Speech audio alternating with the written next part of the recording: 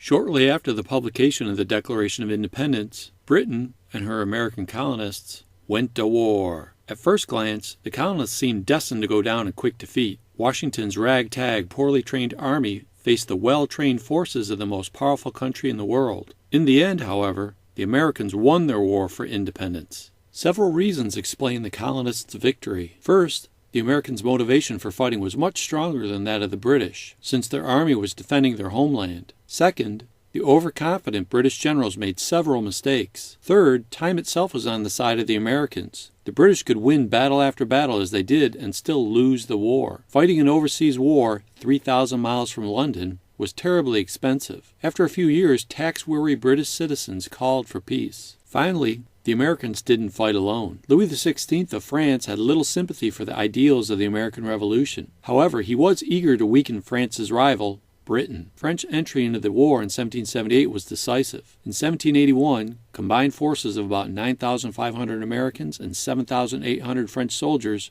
trapped a British army commanded by Lord Cornwallis near Yorktown, Virginia. Unable to escape, Cornwallis eventually surrendered, and with the Treaty of Paris in 1783, the Americans had shocked the world and won their independence. Shortly after declaring their independence, the 13 individual states recognized the need for a national government. As victory became certain, all 13 states ratified the first Constitution in 1781. This plan of government was known as the Articles of Confederation. The Articles established the United States as a republic, a government in which citizens rule through elected representatives. To protect their authority, the 13 states created a loose confederation in which they held most of the power. The Articles of Confederation deliberately created a weak national government. There were no executive or judicial branches. Instead, the Articles established only one body of government, the Congress. Each state, regardless of size, had one vote in Congress. Congress could declare war, enter into treaties, and coin money. It had no power, however, to collect taxes or regulate trade. Passing new laws was difficult because laws needed the approval of 9 of the 13 states. These limits on the national government soon produced many problems. Although the new national government needed money to operate, it could only request contributions from the states.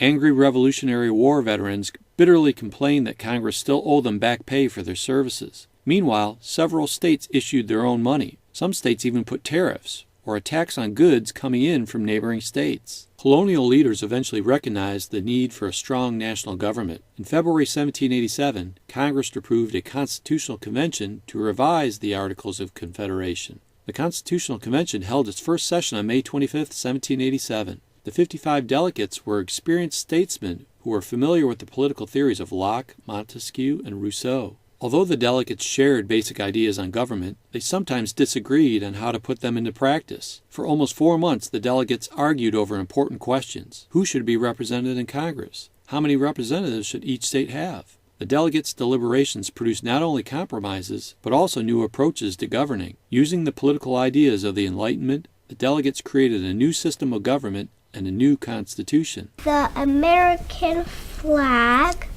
stands for America. Montesquieu, the delegates distrusted a powerful central government controlled by one person or group. They therefore established 3 separate branches, legislative, executive, and judicial. This setup provided a built-in system of checks and balances, with each branch checking the actions of the other 2. For example, the president received the power to veto legislation passed by Congress. However, the Congress could override a presidential veto with the approval of 2/3 of its members. Although the Constitution created a strong central government, it didn't eliminate local governments. Instead, the Constitution set up a federal system in which power was divided between national and state governments. The delegates signed the new Constitution on September 17, 1787. Hey, that's Constitution Day. In order to become law, however, the Constitution required approval by conventions in at least 9 of the 13 states. These conventions were marked by sharp debate. Supporters of the Constitution were called Federalists. They argued in their famous work, the Federalist Papers, that the new government would provide a better balance between the national and state powers.